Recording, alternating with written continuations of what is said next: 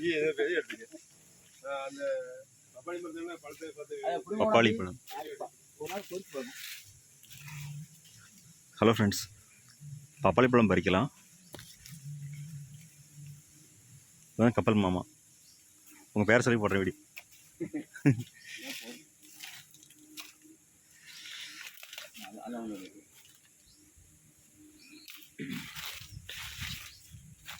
சரி போட்டு வரலாம். எவ்வளோ கம்பு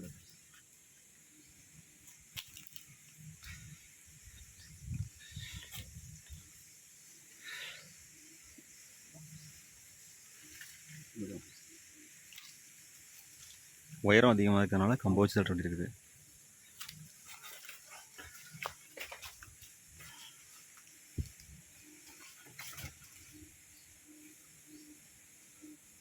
சுரண்டி மாதிரி